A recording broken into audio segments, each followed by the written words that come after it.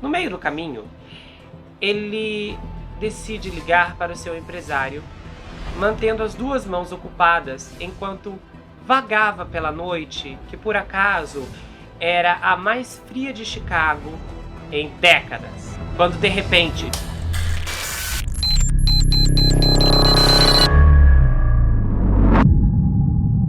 Olá pessoal, bem-vindos a esse canal, eu sou Gustavo Negreiro, seu psicanalista favorito, e hoje estamos em mais um episódio do 24 Horas na Mira, em uma investigação muito especial, porque eu vou fazer uma anatomia aqui, através dessa história, compartilhando não apenas o contexto da época, mas a presença da mídia, a participação de toda a imprensa no desenvolvimento dessa história. Então vocês vão ouvir absurdo atrás de absurdo, e especificamente as implicações políticas, lembrando que meu objetivo e meu fim com essa história não é representar lado político algum, é apenas mostrar como os eventos do dia a dia podem ser distorcidos dependendo da perspectiva da imprensa e do seu favoritismo ideológico. Eu tenho trabalhado nesse exame há mais de 3 anos, especificamente desde 2021 eu tenho elaborado esse roteiro. Na análise final eu vou explicar mais o que aconteceu e por que demorou tanto para que esse episódio fosse gravado e eventualmente chegasse até vocês. Mas eu espero que vocês gostem, porque a autópsia aqui hoje vai ser muito profunda. Pessoal, eu preciso fazer um adendo muito importante.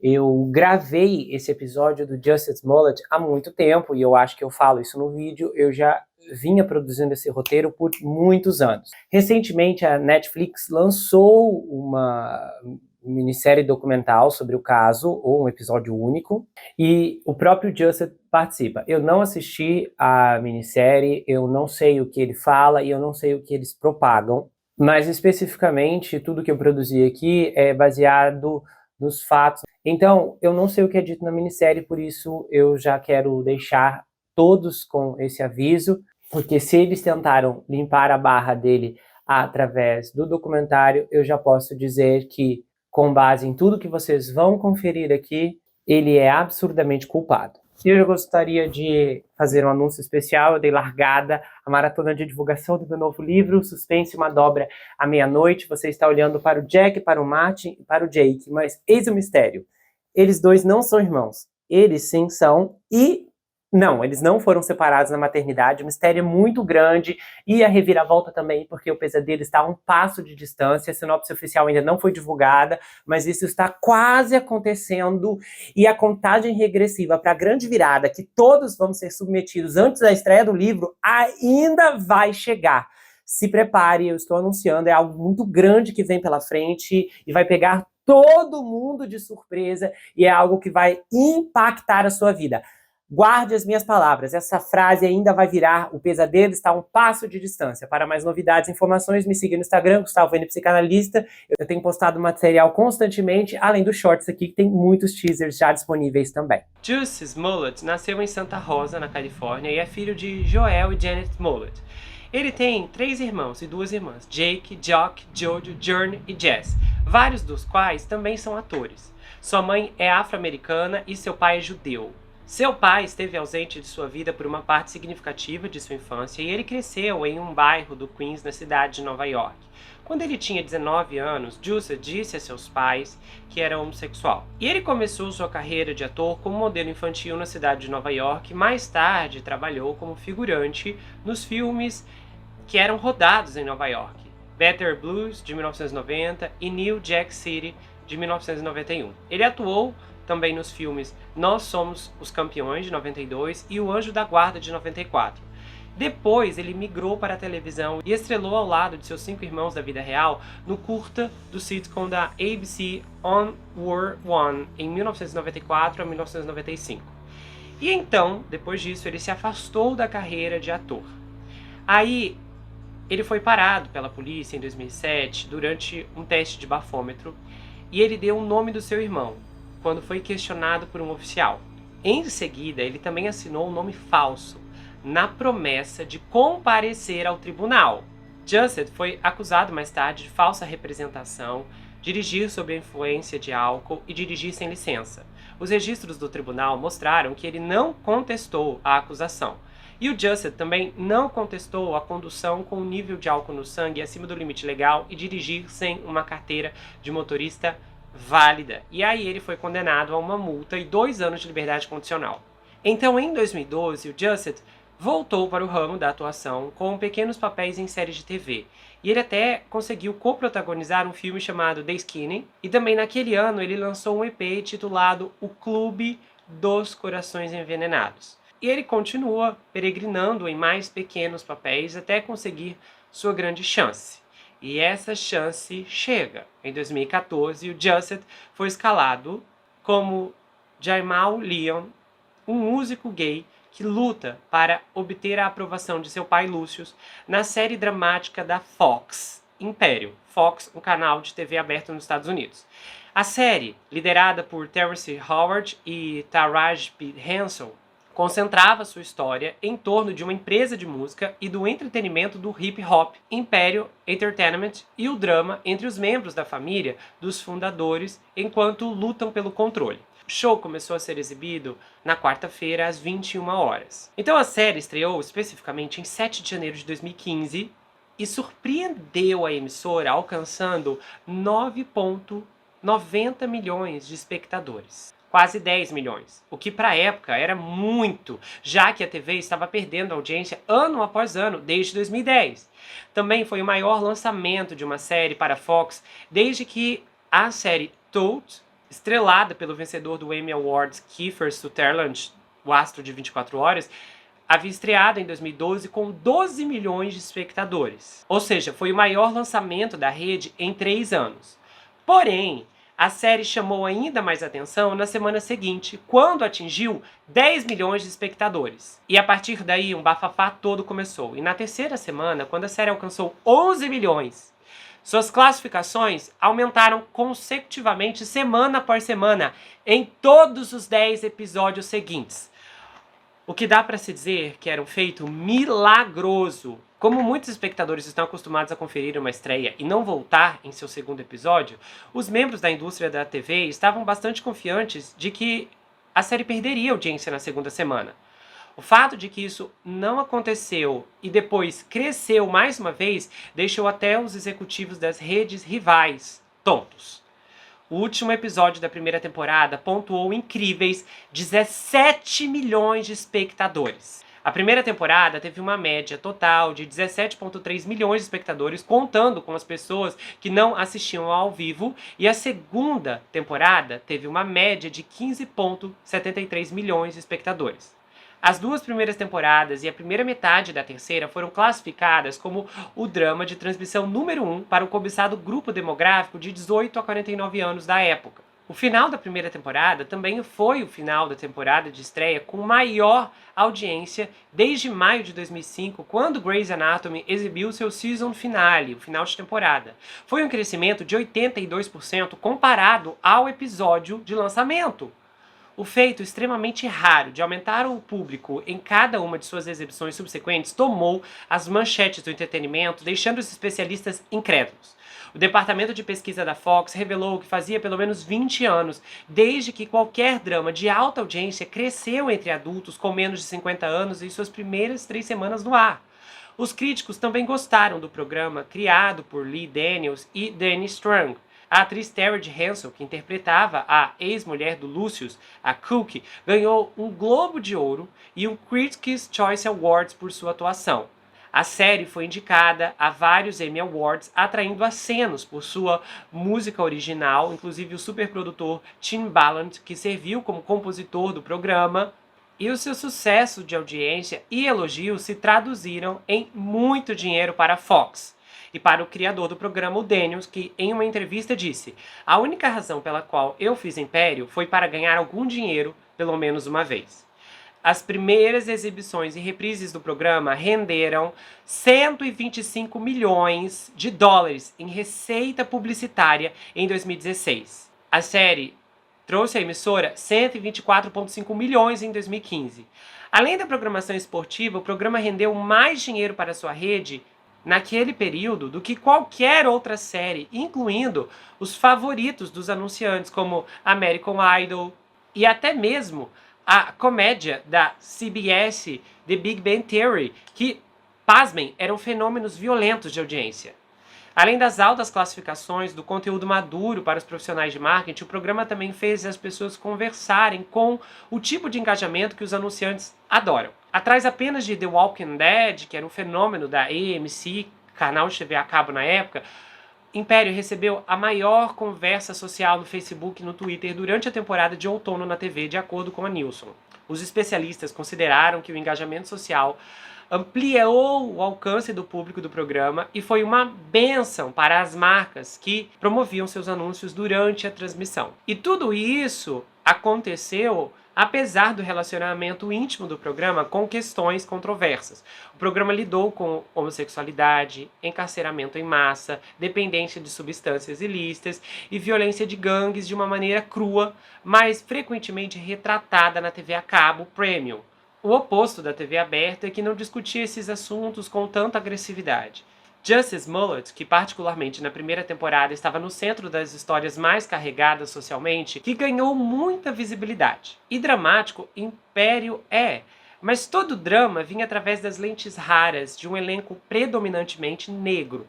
Apenas 27,6% dos programas da TV aberta apresentavam séries regulares com um elenco integral todo afro-americano. O presidente da Fox Entertainment na época, David Madden, saiu dando declarações dizendo que sua nova série havia se tornado um fenômeno cultural e que ele claramente passou do nível de um show de sucesso e que você está escalando pessoas para interpretar a realeza e você precisa da realeza e que os atores têm o mesmo tamanho e grandeza que Jay-Z e Beyoncé possuíam. E aí, o presidente da Fox não parou por aí, ele continuou dando mais e mais entrevistas, se gabando de todo o sucesso, dizendo que toda conversa começava e terminava com o Império. E ele disse: todas as reuniões da empresa nós falamos sobre Império. E ele não deixou de esconder o quanto estava orgulhoso do fenômeno da TV. O estrondo não parou na TV, e o hip hop da Fox, o Império, viu sua compilação de trilha sonora alcançar um raro número 1 no topo da Billboard 200, depois de movimentar 130 mil unidades em vendas e em streams. A compilação marca a primeira vez que uma trilha sonora de TV estreou no topo das paradas desde 2010, quando o musical escolar da Fox, Glee, teve 3 de suas compilações no primeiro lugar. E também foi a primeira vez que um programa da rede viu um álbum com música original pousar no topo desde Miami Vice. E isso, na época, já havia ocorrido há 30 anos. Uma das músicas que o Jussie cantava na série era Good Enough, que ultrapassou 4.2.400 streams, alcançando o posto da música mais transmitida da temporada. Enquanto os gurus da indústria escreviam artigos destacando o sucesso impossível, o elenco parecia deslumbrado demais enquanto tentava dar explicações bizarras sobre o êxito. A Taraj disse assim: o que você está vendo são pessoas vendo que os programas com pessoas afro-americanas podem ganhar dinheiro, podem se sair bem, podem ser bem-sucedidos. Quando as coisas dão dinheiro, as pessoas se interessam. Com a onda de programas étnicos de sucesso que está na televisão agora, as pessoas querem fazer parte disso. Já o Jussie tinha uma visão parecida. Ele disse assim: o que o sucesso do programa prova e mostra é que as pessoas querem ver pessoas que se parecem com elas na televisão. Elas também querem ver pessoas que não se parecem com elas na televisão. Nessa época, a imprensa estava em pé de guerra com o então presidente e magnata Donald Trump.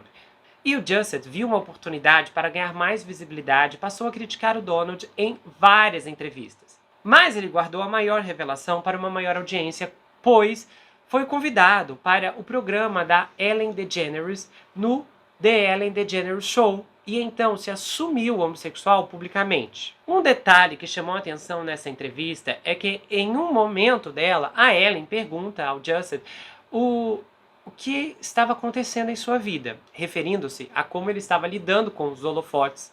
E aí ele responde o seguinte: bem, o que está acontecendo na minha vida tem sido ótimo, e eu recebo alguns tweets ignorantes de vez em quando, e eu sei que eu não deveria responder, mas às vezes tenho que bater palmas de volta.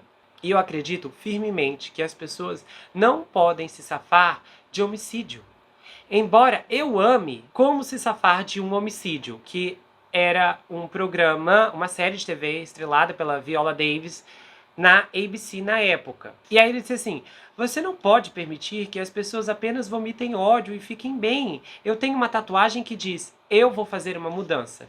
E eu sinto que, como inquilinos dessa terra, é o nosso trabalho fazer a diferença e tornar o mundo melhor, e não podemos apenas sentar e deixar as pessoas vomitarem as coisas desagradáveis e apenas pensar que está tudo bem. E já no meio desse discurso todo, ele se assumiu, conseguindo mais manchetes na imprensa. Enquanto navegava na exposição de Império, ele lançou uma música intitulada FUW, uma abreviação de um palavrão mundo alto. Numa entrevista, ele disse o seguinte: foi uma música que eu escrevi por volta do Dia do Presidente, porque eu não posso deixar de escrever uma música sobre o que está acontecendo no mundo da injustiça do presidente Donald Trump.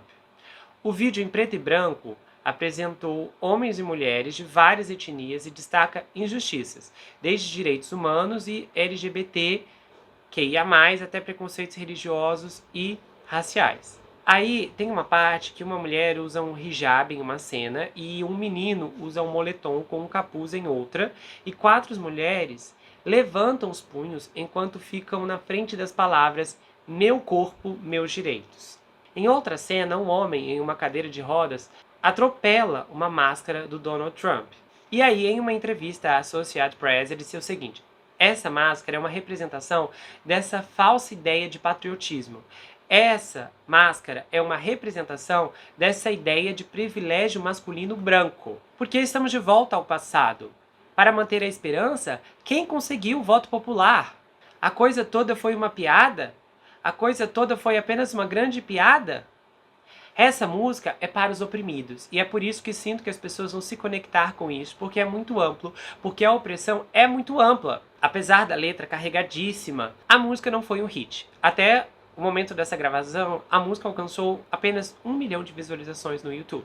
Depois ele deu uma declaração falando o seguinte: eu sou do tipo camiseta e jeans. Eu nem usaria roupas se não precisasse, mas eu gosto de vestir um terno e me sentir como o Sidney Poitier ou o Cary Grant de vez em quando.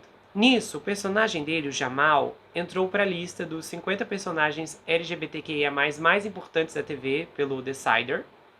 E no ano de 2018, ele deu uma entrevista em que dizia que não se importava se o apoio LGBTQIA+, alienava seus fãs. Ele disse assim: eu quero fazer muito de tudo. E eu sempre digo, eu quero ser o homem negro Barbra Streisand. Eu quero fazer a Broadway mais do que qualquer coisa. Aí chegamos em 2019. A carreira do Jussie não estava bem como ele esperava. Ele não recebeu muitas ofertas.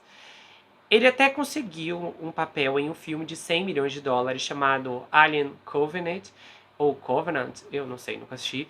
E ele era o 7º personagem de importância, mas o filme não emplacou como o estúdio queria. E depois ele conseguiu um papel menor ainda no filme biográfico Marshall, como o 16º personagem de importância. Esse filme custou 12 milhões, mas quando foi lançado nos cinemas foi um fracasso absoluto, arrecadando apenas 10 milhões em bilheteria.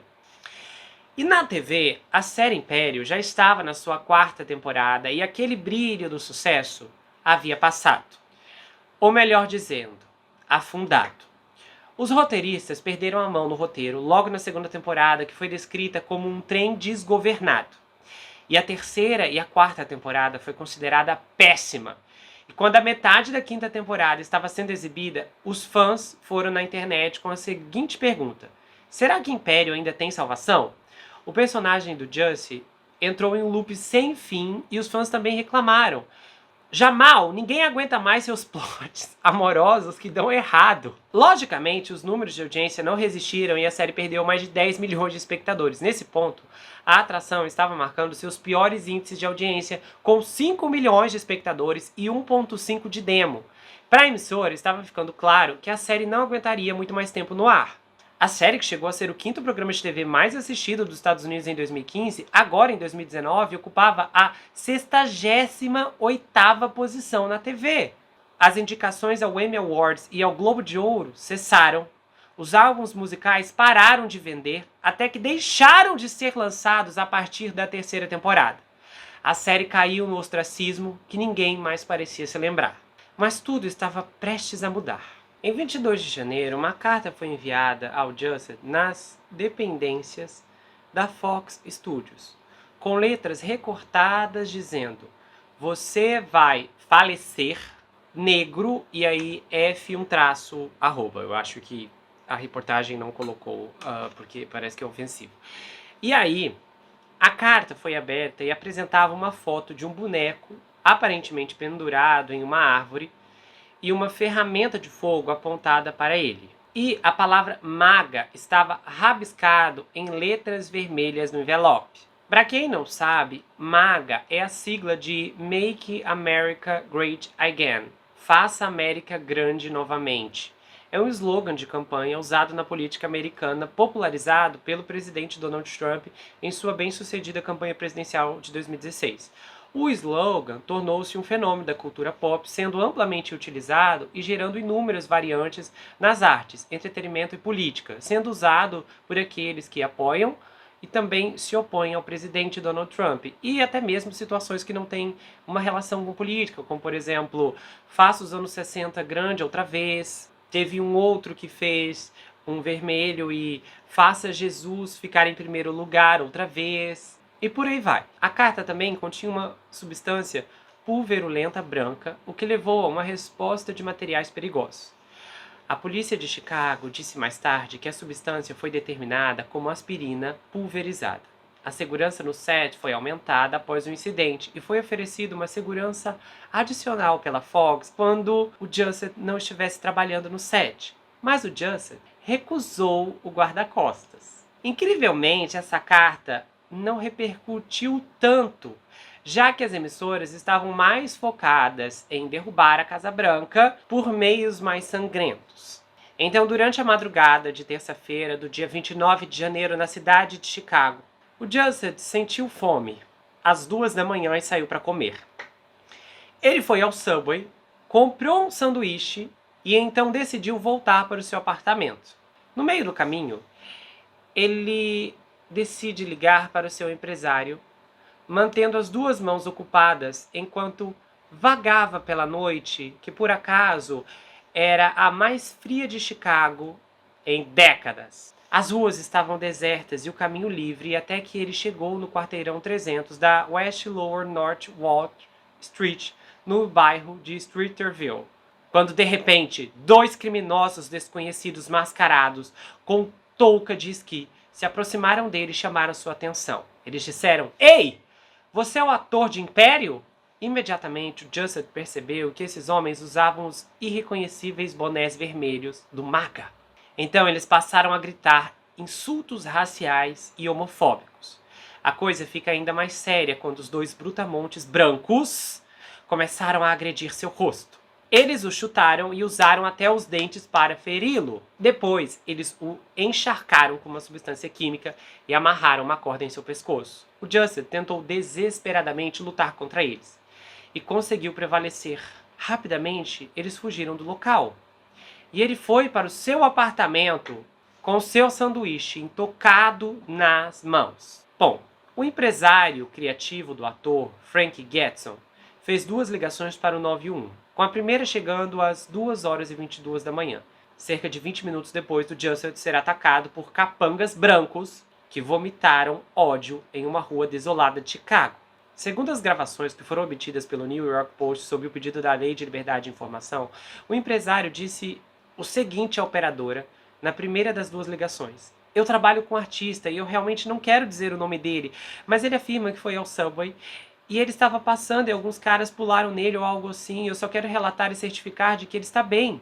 Quando perguntado por que o Jusset não estava chamando a polícia, o empresário respondeu: "Ele foi legal, ele não queria que eu ligasse para vocês." A operadora, então, informa ao empresário que o Jusset é o único que pode registrar uma ocorrência policial.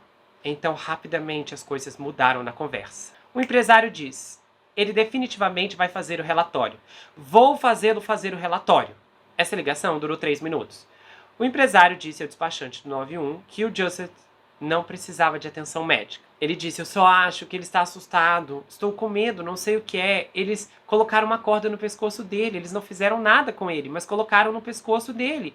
Isso é muito maligno para mim."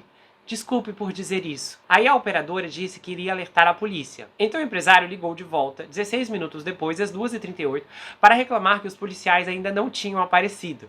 E ele falou assim: eu relatei que estava esperando a polícia, achei que já estariam aqui. Quando as autoridades chegaram ao prédio do Jusset, por volta das 2h40, o Jussie, que segundo o empresário não tinha pretensão alguma de chamar a polícia, ainda estava com a corda fina e branca no pescoço. Os policiais afro-americanos se assustaram ao ver a corda e o Jusset disse o seguinte: é que eu não quis tirar porque estava esperando vocês chegarem. Só que aí os policiais já pensaram: ué, mas ele nem queria fazer a ligação. O Jusset imediatamente disse que o ataque poderia ter sido motivado por suas críticas ao governo do Donald Trump e que ele acreditava que a agressão estava também relacionada à carta ameaçadora que lhe foi enviada alguns dias antes. Logo depois, ele foi para o hospital Northwestern. E a partir daí, o evento caiu na mídia e se tornou assunto nacional. Uma das manchetes proclamou o seguinte: a estrela de império Jussie Smollett foi levado às pressas para o hospital depois de ser alvo de um ataque brutal de rua. Rapidamente, o Departamento de Polícia de Chicago lançou o comunicado. O Departamento de Polícia de Chicago recebeu um relatório de um possível ataque e agressão racialmente acusado de agressão envolvendo um membro do elenco do programa de televisão Império. Dada a gravidade das alegações, estamos levando essa investigação muito a sério e tratando-a como um possível crime de ódio. A polícia de Chicago está pedindo ajuda ao público para localizar 2 pessoas de interesse. E o TMZ, citando fontes diretamente ligadas ao Jussie, alegou que os agressores também gritaram: este é o país MAGA, durante o ataque. O porta-voz da polícia, Anthony Guglielmin, disse que o relatório policial não fez referência a esses comentários. E aí na noite de terça-feira, um porta-voz da polícia de Chicago disse à CNN que os investigadores vasculharam o bairro onde ocorreu o ataque relatado e não encontraram imagens estáticas ou vídeos das câmeras de segurança do incidente. A única imagem da polícia do Jusset obtida das câmeras de segurança estava dentro de uma lanchonete da Subway, perto do local do crime relatado. E até então, as testemunhas disseram que viram o Jusset sozinho. Aí o Jusset disse à CNN que ele estava abalado e com raiva de que um ataque como esse pudesse acontecer. Mensagens de apoio de fãs e outras celebridades caíram como cachoeira em cima do Jusset. E isso repercutiu muito no Twitter à medida que as notícias se desenrolavam. O protagonista de Império, Terrence Howard, apareceu no Good Morning America na manhã de quarta-feira, onde disse que o Jussie estava melhorando, embora fosse difícil. E ele falou: sabe, ele está melhorando, mas você sabe, ele está com raiva, mas eu conheço o Jussie. A raiva dele se dissipará e ele perdoará essas pessoas pelo que fizeram. Mas ele não vai e nós não podemos esquecer suas ações. Mas eles podem ser perdoados porque foi feito por ignorância. Outra estrela, Vivica, a Fox, tweetou em letras maiúsculas: estou tão irritada e magoada por isso, isso tem que parar, espalhe o amor, não ódio. Orações ao seu sobrinho. Aí a criadora de Grey's Anatomy, a Shonda Rhimes, também tweetou: todos nós temos a responsabilidade de nos levantar contra a ignorância e o ódio por aí. Se você sabe quem fez isso, denuncie a polícia. A então senadora Kamala Harris e o senador Cory Booker comentaram no Twitter chamando o ataque de linchamento moderno e que ninguém deveria temer por sua vida por causa de sua sexualidade ou cor de sua pele. Devemos enfrentar esse ódio. E mais celebridades proeminentes se manifestaram, incluindo a cantora Katy Perry, a atriz Olivia Munn e o ator Billy Eicher chegou a publicar o seguinte: Trump e todos os lunáticos do MAGA devem queimar no fogo do inferno. Nisso, o Jussie disse que não iria se esconder e manteve a agenda aberta para cumprir todos os seus compromissos. E o presidente Donald Trump também se manifestou. Ele condenou o ataque brutal, falando a repórteres da Casa Branca durante um evento não relacionado. Ele disse assim: olha, eu posso dizer que isso é horrível.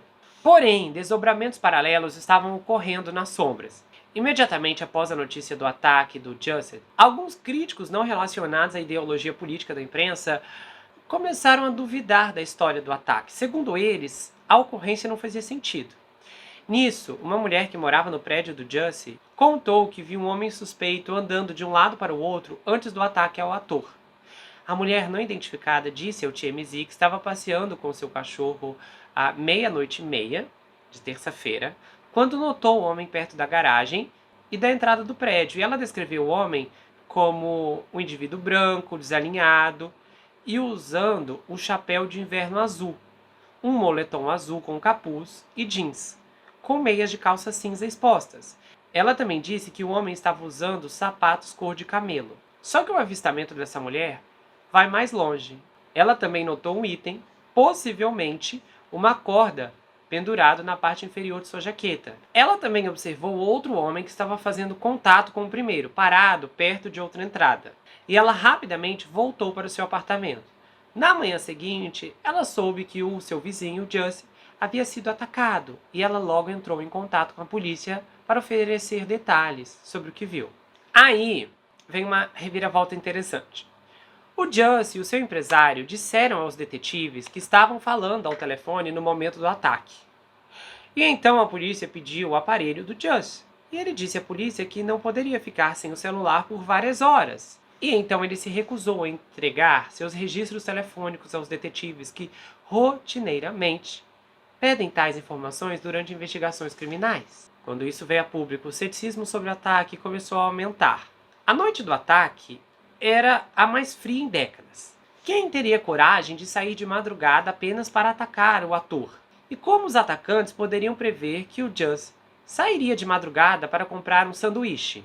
Precisaria ser um vidente para realizar tal feito. Quando uma parte da imprensa divulgou que ele ainda estava com a corda no pescoço quando chamou as autoridades, vários afro-americanos passaram a expressar seu descontentamento.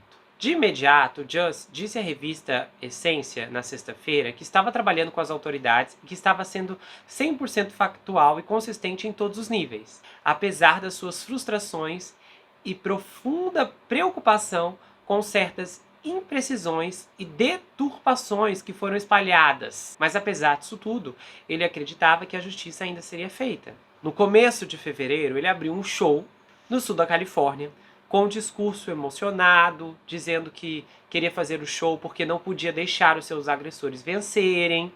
E antes de cantar uma nota, o Jussie chorou ao dizer à multidão que ainda não estava totalmente curado, mas estaria e sua música o ajudaria.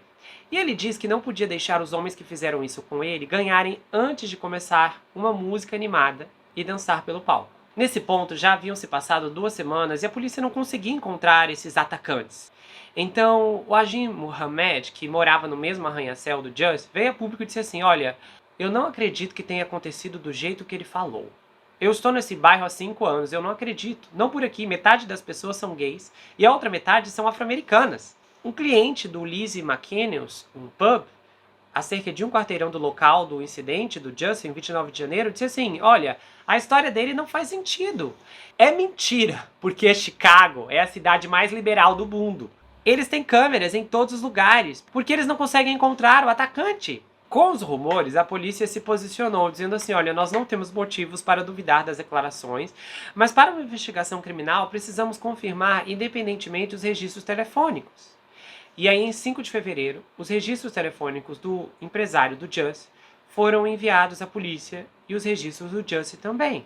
A polícia disse que os registros telefônicos eram limitados e redigidos e insuficientes para uma investigação criminal. Aí os representantes do ator, Chris Bastard, disse que o Jussie redigiu informações para proteger a privacidade de contatos e pessoas não relevantes para o ataque. E aí, uma reviravolta começa a acontecer. Os detetives da polícia aparentemente haviam localizado câmeras de vigilância que mostraram possíveis pessoas de interesse no ataque e agressão que o Jussie sofreu na avenida aquela noite. E então, em 13 de fevereiro, uma virada tomaria conta do caso. 2 irmãos foram presos em conexão com o ataque de ódio ao Jussie. As autoridades disseram que, inicialmente, os homens ainda não haviam sido acusados e os 2 não foram imediatamente identificados. Mas eles foram capturados quando foram apanhados no aeroporto internacional de O'Hare, depois de chegarem da Nigéria. Logo depois, a polícia confirmou suas prisões. E é aí que surge o primeiro problema. Esses 2 irmãos eram nigerianos. Os 2 irmãos não eram brancos. E então surge o segundo problema. Ou pior, uma segunda bomba. O TMZ identificou os homens como Abimbola Bel e Olabinjo Ola Ozundairo. Os irmãos musculosos se descreviam como atores e modelos. E para piorar, o Olá interpretou um presidiário na segunda temporada da série da Fox Império, enquanto Abel também trabalhou na série. Logo depois disso, tem outra reviravolta. O Jussie, por sua vez, era um dos mais de 18 mil seguidores do Abel no Instagram. A imprensa americana entra em choque e em desespero. A narrativa irresponsável da cobertura até aquele ponto estava ruindo, mas agora havia desabado completamente. Os programas de TV decidiram se afastar do caso. Eles perceberam que não podiam mais atacar o presidente, mas também não queriam fazer perguntas difíceis ao ator. E o Jussie, por sua vez, entrou em desespero, porque apesar da imprensa se recusar a divulgar os eventos, a internet não fez o mesmo. E em 14 de fevereiro, Jussie deu uma entrevista ao Good Morning America à apresentadora Robin Roberts, que também é afro-americana e LGBT, e conduziu amigavelmente a interação sem qualquer confronto. O Jussie apareceu em público, diz que estava zangado com os ataques de pessoas que duvidavam que ele tinha sido vítima de um ataque. Ele reforçou sua versão de que o ataque foi racial, foi homofóbico, e ele lembrou que os agressores mascarados chamaram sua atenção gritando xingamentos raciais e homofóbicos para ele. E quando ele confrontou esses atacantes, eles disseram: esse é um país MAGA, e então levou um soco na cara. E aí eles começaram a brigar, e depois de um tempo os agressores fugiram. E aí ele disse assim: então eu olhei para baixo e vi que havia uma corda em volta do meu pescoço. Eu percebi a corda em volta do meu pescoço e comecei a gritar. E eu disse: nossa, tem uma corda em volta do meu pescoço! Aí ele disse assim: para mim, o principal foi a ideia de que de alguma forma eu mudei minha história, sabe? E que de alguma forma talvez eu adicionei um pouco de bugiganga extra. Você sabe, como a coisa do MAGA. E aí a Robin Roberts disse assim: o que é que te deixou com tanta raiva? Foram os atacantes? E ele disse: sim, os atacantes, mas também os ataques. Essa entrevista foi considerada inacreditável porque ele apareceu com ela com vários botões de movimentos sociais. E a Robin não teve coragem de questionar nenhuma das incongruências até aquele ponto. Ele disse que foi atacado por pessoas brancas, mas os atacantes eram negros. Não fazia sentido ataques raciais. Não fazia sentido ataques raciais vindo de pessoas da mesma cor da pele. Logo depois dessa entrevista, o chefe de comunicações, Anthony Gutgelman, da polícia, insistiu que os investigadores ainda enxergavam Jussie como vítima do crime e não como um perpetrador. A Fox, por sua vez, passou dia após dia negando os rumores de que o Jussie havia orquestrado a coisa toda e que ele estava sendo descartado da série Império. E as autoridades policiais disseram assim: olha, embora não tenhamos encontrado nenhum vídeo documentando o suposto ataque, não há evidências para dizer que isso é uma farsa. A vítima está cooperando nesse momento e continua sendo tratada como vítima, não como suspeita. Depois veio à tona que a jornalista e âncora do programa, Robin Roberts, teria dito que estava inicialmente hesitante em falar com Jussie. Ela disse assim: olha, eu vou ser completamente honesta aqui. Eu falei para minha equipe que eu não sabia se queria fazer essa entrevista ou não. Isso saiu no Hollywood Reporter, porque estava pegando super mal para ela a entrevista extremamente fofa que ela conduziu. E o Hollywood Reporter citou a Robin dizendo que o seu compromisso com a entrevista dependia do Jussie revelar novas informações. E que se não houvesse nada de novo, ela realmente não queria fazer isso. Embora ele não tenha compartilhado nada de novo, além do que já havia declarado anteriormente. E em negociações com a equipe do Jussie foi acordado que ela poderia questioná-lo sobre detalhes que foram vistos por alguns como sinais incongruentes, e ele concordou em explicar profundamente. Ao mesmo tempo, a Robin temia que, se fosse muito dura com Jussie, que estava se apresentando como vítima de um crime de ódio, as pessoas da comunidade LGBT poderiam suspeitar que ela não acreditava nele. Acontece que vazou na imprensa também que os funcionários da ABC, a emissora que exibiu a entrevista, ficaram em dúvida sobre o ataque racista e homofóbico do Jussie. imediatamente após sua entrevista. Os funcionários que estavam presentes para o encontro exclusivo com a apresentadora do Good Morning America sentiram que a verdade por trás da história do Justin estava no ar. Uma fonte chegou a dizer ao The Post que a entrevista aconteceu porque o Justin estava inflexível para aparecer no Good Morning America e ele solicitou especificamente que a Robin cuidasse da entrevista, porque os dois se conheciam desde quando ela apareceu em um episódio de Império que foi ao ar em abril. Enquanto tudo isso se desenrolava, o histórico criminal dos irmãos começou a ser desvendado. Um dos irmãos foi preso anteriormente em Chicago por tentativa de homicídio. O homem foi preso em 2011 por um esfaqueamento no bairro norte de Chicago, perto de onde as autoridades invadiram uma casa. E ele fechou um acordo com os promotores e se declarou culpado de assédio agravado pelo ataque de 2011. A sentença foi de 2 anos de liberdade condicional e ele foi condenado a pagar uma multa de $674. Então a polícia soltou uma bomba. A polícia de Chicago disse que o interrogatório dos irmãos, que estavam sendo apelidados pela imprensa de irmãos musculosos, revelaram novas informações que, pasmem, que os levaram a serem soltos. Devido a novas evidências como resultado dos interrogatórios, as autoridades disseram que os indivíduos interrogados pela polícia no caso de Império foram liberados sem acusações. E eles disseram assim: detetives têm trabalhado de forma extensiva para entender todos os lados. E não apenas isso, a polícia também confirmou que os irmãos tinham um relacionamento com o Jussie e que isso estava mudando totalmente o rumo da investigação. Os advogados do ator entraram em cena dizendo que agora ele estava sendo ainda mais vitimado por alegações atribuídas a esses perpetradores, de que o Jussie testemunhou um papel em seu próprio ataque. Não há nada que está mais longe da verdade e qualquer um que afirme o contrário está mentindo. E então a polícia jogou outra revelação e disseram: olha, um dos irmãos era o personal trainer pessoal do ator, que ele contratou para prepará-lo fisicamente para um videoclipe, e é impossível acreditar que essa pessoa poderia ter desempenhado um papel no crime contra o Justin ou alegaria falsamente a cumplicidade do ator. Enquanto isso, o presidente foi ao Twitter para avaliar a controvérsia do Justin. E ele disse assim: parece que o Jussie Smollett tentou fabricar um crime de ódio para fazer com que os apoiadores do Trump ficassem mal. E a maioria da mídia não apenas aceitou acriticamente suas mentiras como fatos por semanas, mas atacou aqueles que questionaram a validade de sua história falsa.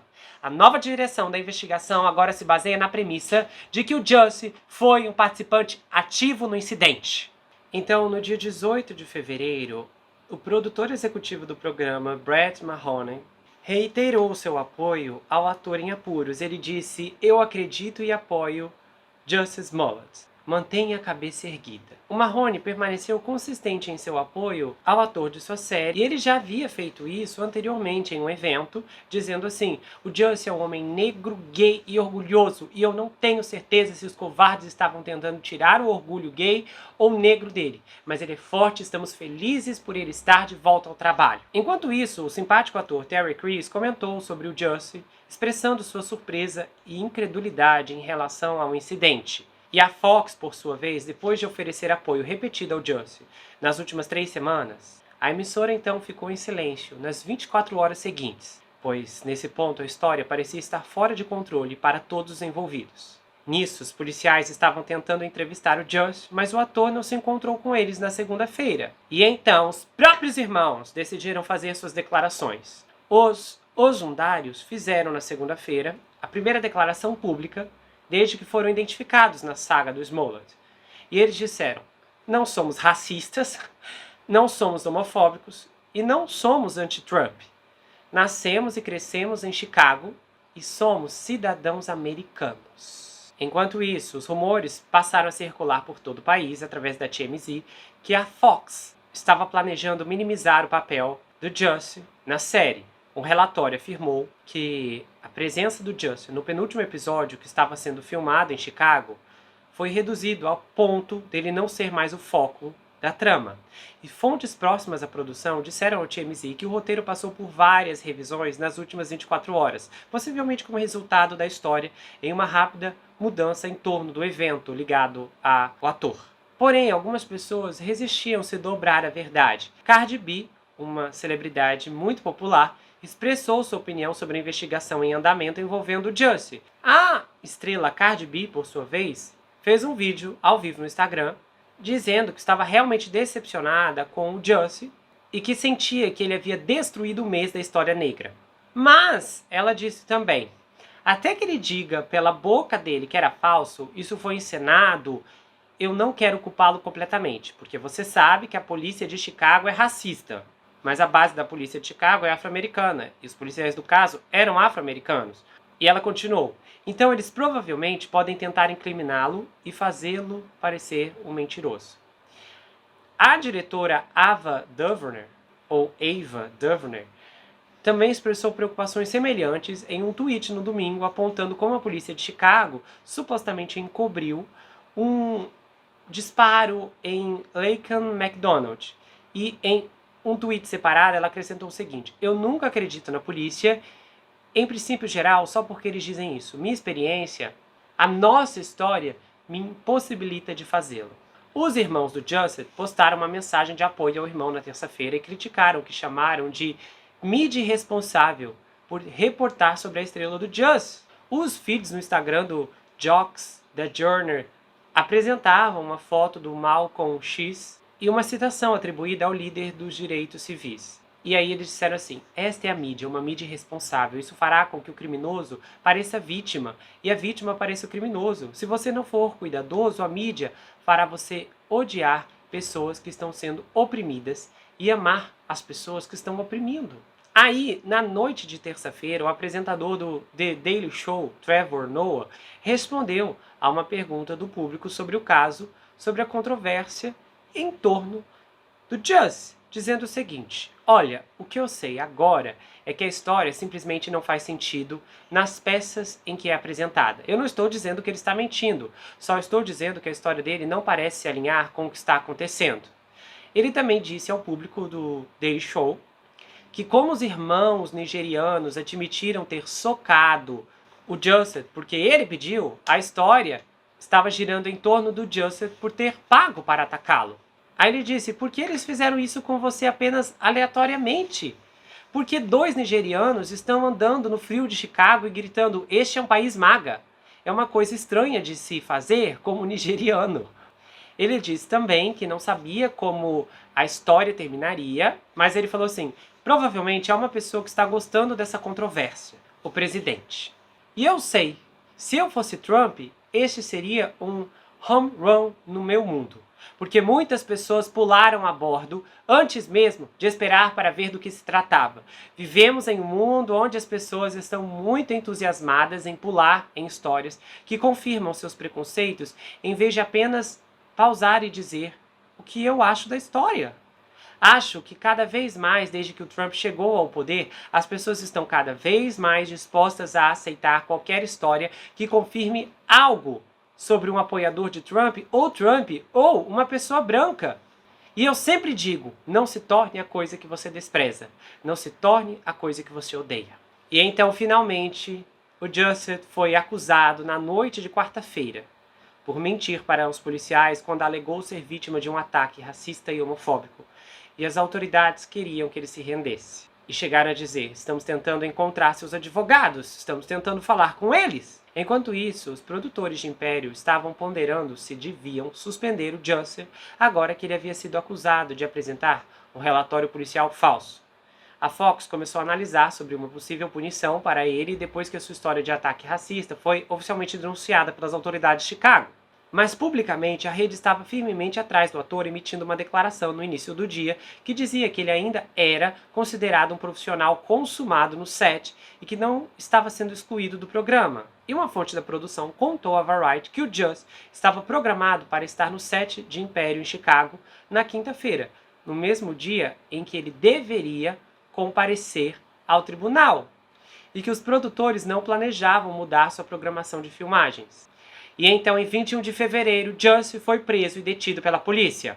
O superintendente da polícia de Chicago, Ed Johnson, deu uma coletiva de imprensa empolgante, onde afirmou que o Jussie aproveitou a dor e a raiva do racismo para promover sua carreira.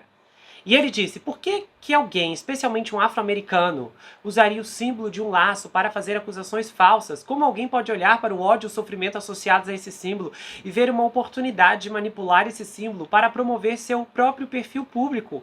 Como pode um indivíduo que foi abraçado pela cidade de Chicago se virar e dar um tapa em todos nessa cidade, fazendo falsas alegações? O Johnson confirmou grande parte da especulação em torno da orquestração do ataque pelo Jussie, incluindo detalhes sobre o relacionamento dele com os irmãos e a comunicação entre eles antes e depois do ataque. O Johnson também sugeriu que o Jussie estava por trás da carta racista e ameaçadora enviada ao estúdio da Fox. Em seus comentários, ele diz que, como homem negro que cresceu em Chicago, ele estava ofendido e irritado com as mentiras do Jussie. E aí a polícia revelou o esquema e a linha do tempo de toda a armação do Jussie. E parece que aconteceu da seguinte forma. Quando a carta não recebeu a atenção suficiente, ele ficou chateado e começou a planejar o ataque encenado. Os irmãos admitiram às autoridades que ensaiaram o ataque contra o Jussie e até exploraram locais com ele de antemão. E eles teriam escolhido um local perto do apartamento dele, no elegante bairro de Strathville, porque o Jussie supostamente acreditava que uma câmera de vigilância capturaria o ataque. E a polícia descobriu mais tarde que a câmera não captou nada porque estava apontada na direção errada. O Jussie disse à dupla que queria que o ataque fosse uma coisa física, mas avisou que não queria se ferir gravemente. Nas horas que antecederam o violento ataque de 29 de janeiro em Chicago, ele estava em Nova York para um dia de leitura para um possível renascimento de Take Me Out. E a produção vencedora do Tony segue um jogador de beisebol birracial que é atacado por um arremessador e chamado de adjetivos negativos depois de se assumir. Os personagens competem em uma equipe chamada New York Impérios. O Jussie estava entre os atores, incluindo Zachary Quinto, para realizar 2 leituras naquele dia, uma de manhã e outra à tarde. Depois que ele foi ao aeroporto de LaGuardia para voar de volta a Chicago para filmar os episódios finais da 4ª temporada de Império, seu voo atrasou. E aí ele começou a postar stories no Instagram que os policiais agora acreditam que eram para os irmãos nigerianos verem antes do ataque. Uma história tinha um aeroporto marcado como local e a legenda dizia: adivinha quem ainda está nesta pista, Mãe Rei, depois de 2 horas. Só que 2 horas depois, ele postou: ei, sou eu de novo. Acho que já fui embora? Não. O Jussie fez um 3º post quando o avião finalmente decolou. Aí, 12h30, ele chegou ao aeroporto internacional de O'Hare em um voo de Nova York após um atraso de 4 horas. E aí os irmãos fisiculturistas da Nigéria compraram a corda para o laço recuperado do pescoço do Jussie na Ace Hardware. E eles guardaram esse recibo que foi entregue à polícia posteriormente. O Jussie também havia pago $3.500 pelo ataque e pagaria mais $500 depois do ataque. Os irmãos disseram aos policiais que o suposto ataque em Chicago deveria acontecer antes do dia 29 de janeiro e que eles ensaiaram nos dias anteriores. Então, a encenação aconteceu da seguinte forma: um dos irmãos segurou a corda e derramou água sanitária no Jussie durante o ataque, às 2 da manhã, enquanto o outro vestia um chapéu vermelho e gritou insultos racistas e homofóbicos para o Jussie. E o chapéu vermelho foi comprado em uma loja de produtos de beleza em Upton. A essa altura, o Jussie já havia contratado 3 poderosos advogados: Todd Pugh, Victor Henderson e Michael Monaco. E também caiu na mídia que logo após o ataque, o Jussie fez de tudo para ser entrevistado por uma emissora de TV. Aí o presidente Donald fez outro tweet à luz dessas novas informações. @JusticeMullet. E quanto ao MAGA e aos dezenas de milhões de pessoas que você insultou com seus comentários racistas e perigosos? #MAGA.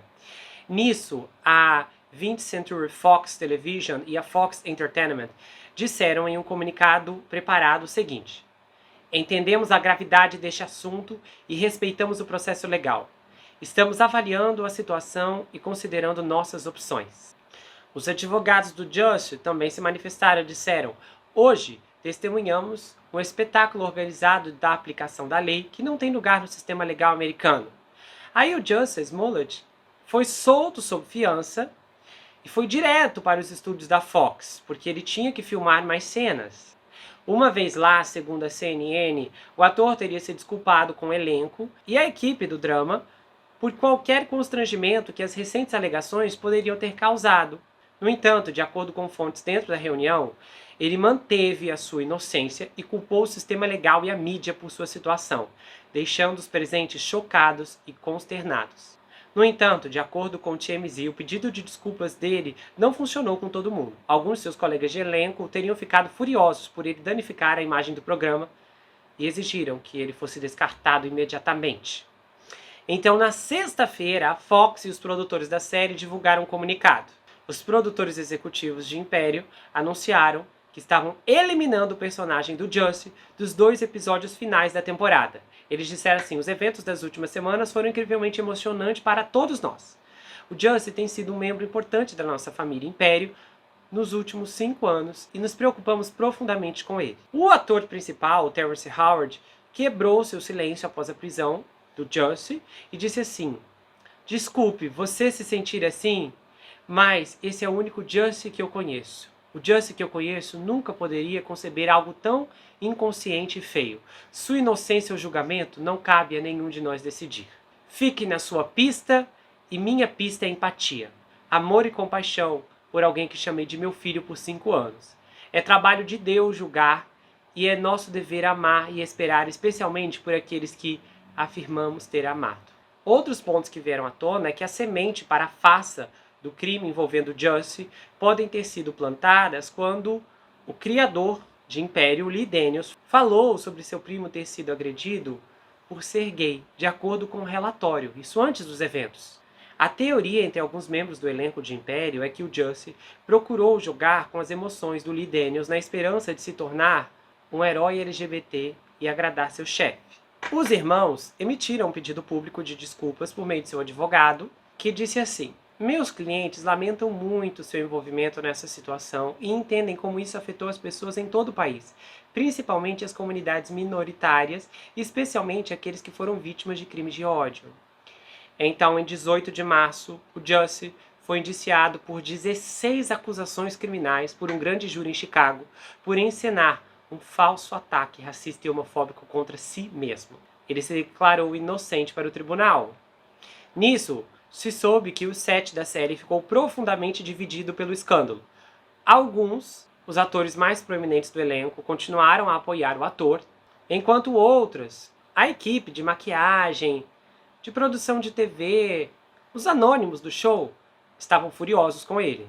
Chegou a vir a público que o cisma no set de Império foi trazido à tona quando um cartão de votos de felicidades foi passado para o Jussie e algumas pessoas assinaram, enquanto muitas outras se recusaram. Uma fonte disse assim: alguns do elenco queriam enviar uma mensagem para ele, como estamos pensando em você, e pediram para as pessoas assinarem, mas muitas pessoas ficaram enojadas, o pessoal de cabelo e maquiagem, muita gente da equipe. Nisso, Sierra McCannell caminhou pelo tapete laranja na cerimônia de premiação anual da Nickelodeon e disse o seguinte: você sabe o que? É uma questão delicada, mas você sabe, desejo boa sorte a ele e estou enviando orações para ele. E então, na manhã de terça-feira, em 26 de março, os promotores do caso jogaram o mundo abaixo quando fizeram um anúncio explosivo. Jussie Smollett não será mais processado por seu envolvimento em encenar um crime de ódio. Todas as acusações contra ele foram retiradas pelos promotores de Cook County. A equipe jurídica dele disse em um comunicado o seguinte: hoje, todas as acusações criminais contra o Jussie foram retiradas e seu registro foi apagado da apresentação dessa trágica queixa contra ele. Jussie foi atacado por 2 pessoas que ele não conseguiu identificar em 29 de janeiro. Ele foi uma vítima que foi difamada e apresentada como perpetradora, como resultado de comentários falsos e inapropriados feitos ao público, causando uma pressa inapropriada no julgamento. A declaração continuou: Jussie está aliviado por ter essa situação para trás e está muito ansioso para voltar a se concentrar em sua família, amigos e carreira. Uma fonte próxima à situação disse ao TMZ que o caso dos promotores de Chicago havia se desintegrado nas últimas semanas, o que não fazia o menor sentido. As evidências contra o Just eram esmagadoras. Evidências públicas. O veículo relatou que a procuradora do estado, Kim Foxx, optou por arquivar o caso porque o Just teria recebido serviço comunitário se tivesse sido condenado. Mas ela disse que ele já havia prestado serviço comunitário. Então, não fazia sentido processá-lo. O escritório da promotora emitiu um comunicado na manhã dizendo assim: depois de analisar todos os fatos e circunstâncias do caso, incluindo o serviço voluntário do Sr. Just e a disposição justa e resolução apropriada para este caso, chegamos a esta conclusão. Acontece que os bastidores eram muito mais intensos do que se parecia. Veio à tona que a ex-assessora da ex-primeira-dama Michelle Obama estava mandando mensagens de texto pressionando a promotoria para tirarem as mãos do caso.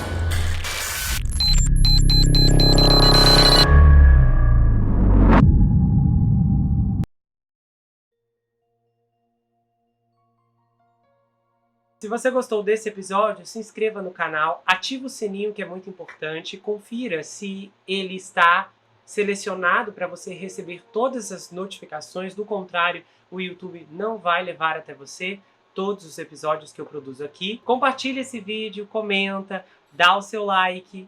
E se você quiser, você pode me seguir, Gustavo N Psicanalista, lá no Instagram.